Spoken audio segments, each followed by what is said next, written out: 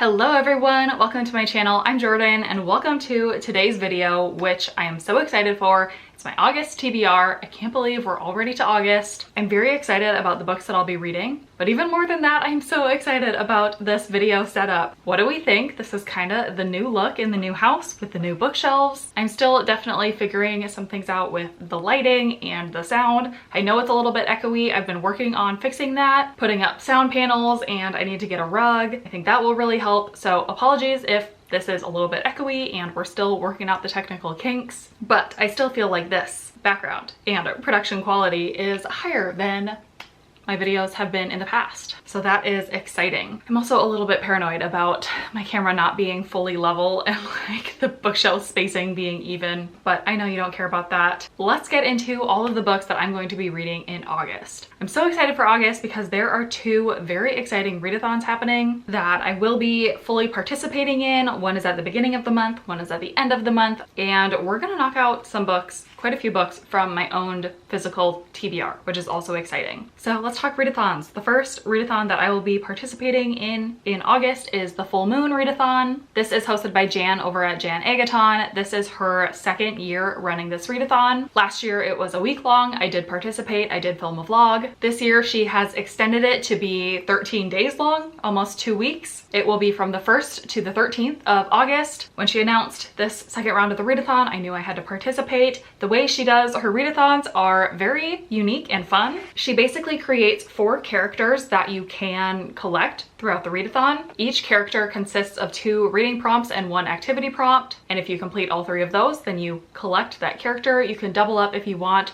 but I'm not going to. I will leave Jan's announcement video down below if you would like to go watch it and find out all the details about the readathon, because I'm not going to tell you everything here, but I am going to try to collect 2 characters. So that means I will be reading 4 books, and for 13 days, that's more than doable for me. So I may look at doing more after, but these are the priorities. So the first character that I will look to collect is the skeleton, which means the first prompt I have to complete is reading a hardback book. I have a lot of options that would fit that prompt on my shelf, but one that I've been wanting to get to for a while is The Drift by CJ Tudor. This author has written some other books that I've read and enjoyed, like The Burning Girls and The Other People. She's also written The Hiding Place and The Chalkman, which I have not read those ones, but generally CJ Tudor is a pretty well-received thriller author. This is her newest release that came out earlier in 2023. The top of the synopsis says, 3 ordinary people risk everything for a chance at redemption in this audacious, utterly gripping novel of catastrophe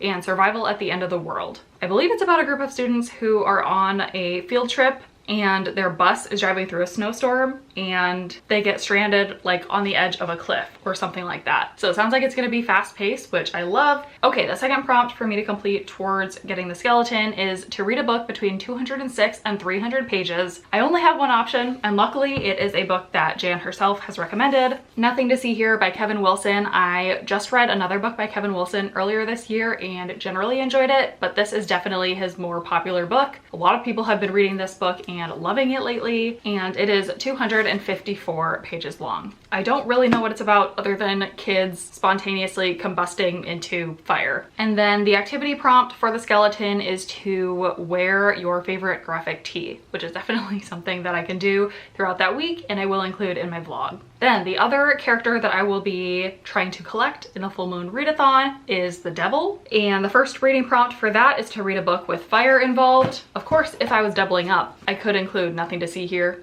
as that prompt, but because I don't want to do that, I'm going to go with The True Love Experiment by Christina Lauren. No, this does not fit the spooky vibe of the readathon, but I don't care. It's on my own TBR. I want to get it read. This book has fireworks on the cover, so that's how it fits with the fire prompt. This is an adult contemporary romance, and it is a sequel slash companion novel to this author's book, The Soulmate Equation. I did like that book. I gave it 4 stars, and I went to an author event earlier this year where the 2 authors that make up Christina Lauren were speaking about this book, so I'm very excited to read it and to get a little bit of a romance fix. And the second prompt towards getting the Devil is to read a book with a morally gray character. And for that, I have yet another Jan Agaton recommendation. It's The Bandit Queens by Parini Shroff. I actually got this book with Jan. I was able to meet up with Jan in Chicago and we went to a bookstore and she grabbed this one off the shelf and said it was great. And I said, sold, I will buy it. The top of this synopsis says, she didn't kill her husband, but why not let everyone believe she did? That sounds like morally gray to a T. But it's a book set in India about this woman who lost her husband. She has no idea where he is. Rumor has it that she killed him. And now people are coming to her to try and get her help killing their husbands. Sounds really fun. Jan loved it, so excited to read this one during that readathon. And then the activity prompt that I will complete to get the devil is to read past your bedtime. So that should be fairly easy because I have a pretty early bedtime most nights, so I will get that done. Okay, and then the other readathon that I will be participating in August is the back to school readathon. This is being held from August 25th through the 31st, so 1 week. And it's being hosted by some of my besties here on BookTube. We've got Gwen from Gwendolyn Kensinger, Jessie from Reading with Jess, Keisha from A Book Like You, and Olivia from Liv's Library. This readathon is of course dedicated to back to school season. The graphics for this readathon are so cute and the reading prompts are really fun because they are all tied to school subjects. Back to school was legitimately my favorite time of the year when I was in like elementary and middle school. So it's bringing me back to school supply shopping and all of that. But anyway, again, I will link the actual announcement videos down below so you can go and get all of the details about this readathon if you want them. I'm only going to talk about the 5 reading prompts that I'm going to complete. There are more than that, but I don't think I can read more than 5 books in a week. So this is what I'm gonna start with. And the first subject that I will complete is English with the reading prompt of reading a book with an academic setting. I'm so excited about the book that I chose for this. It is The Sky Blues by Robbie Couch. This is a young adult contemporary book, LGBTQ. It's about our main character, Sky Baker, who is openly gay but lives in a small town. He's going into his senior year and he decides to make a splash at his high school's annual beach bum party by asking his crush to prom and living loud and proud, pulling off the gayest promposal that Rockledge, Michigan has ever seen. I love that. Going back to promposals brings me right back to high school. So this is going to be so much fun to read. I have read one other book by Robbie Couch and loved it. Spoiler, probably going to be one of my favorite books of this year. So I need to read more by him. And this is going to be a great one to do that. The next prompt I'll fulfill is for math, and it's to read a book with a number in the title. For this, I will be reading The One by John Mars. This is a dystopian book that I've heard a lot of really great things about. It's about couples who, through their genetics, can be matched to like their actual soulmate. And I think this follows a bunch of different characters and all of their experiences with that technology. I've also loved John Mars in the past, so excited to get this one of his knocked out. Then for the subject of PE, the prompt is to read a book featuring an activity, and that's very broad. It can be legitimately any activity, but I decided to go with a physical activity and read The Fastest Way to Fall by Denise Williams. This is an adult contemporary romance, and if you can see on the cover, these two are running on a running track. So that is definitely an activity, and it looks like our main character works for a lifestyle website, and she's tasked to write about her experience with a new body positive fitness app and gets to know the CEO of that app. Definitely has to do with physical activity, so this is going to be a fun one. Then for science, the prompt is to read a book with the sun, moon, or stars on the cover. And for that, I will be reading yet another romance, Dating You, Hating You by Christina Lauren. I don't know much about what this book is about, but I love the cover,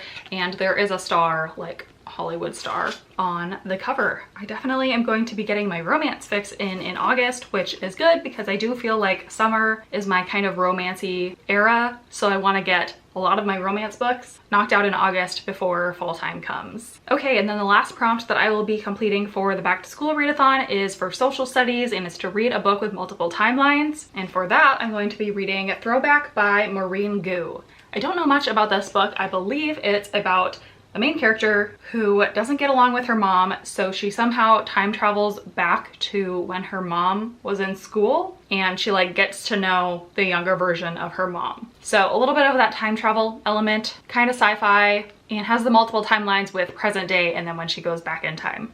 So I'm excited about it and excited for the back to school readathon as a whole. I don't quite know yet what I'm going to do between those two readathons. There's about 2 weeks unaccounted for, which is exciting, and I think I'm gonna wait until then to fully decide, but I'm sure I'll do a themed reading vlog of some sort. The only additional book that I know I want to get read is The Wishing Game by Meg Schaefer. I got it through Book of the Month, so I know I want to knock it out to not let those pile up. Also, I've been seeing so many great reviews for this book. Based on the reviews, I'm not 100% positive I'm going to love this book as much as everyone else does, because it sounds like it's a little bit fantasy, kind of like cozy, magical vibes, which is not really my thing, but it has game in the title, it has a game in the synopsis. I do love a game element in a book, so hopefully that can carry me through, and really fingers crossed that I love this one as much as everyone else does, and I just want to know what the hype is about. So that's one book I do want to also incorporate in August in some way. We'll see what reading vlog I come up with. But that's it. Those are all the books I'm planning to read in August so far. Let me know what's on your TBR. Are you participating in either of the readathons that I mentioned? Or have you already read any of the books that I mentioned, and what did you think? Let me know. Let's chat about it. Other than that, I don't think I have anything else. So thank you so much for watching this video, and I will see you in my next one.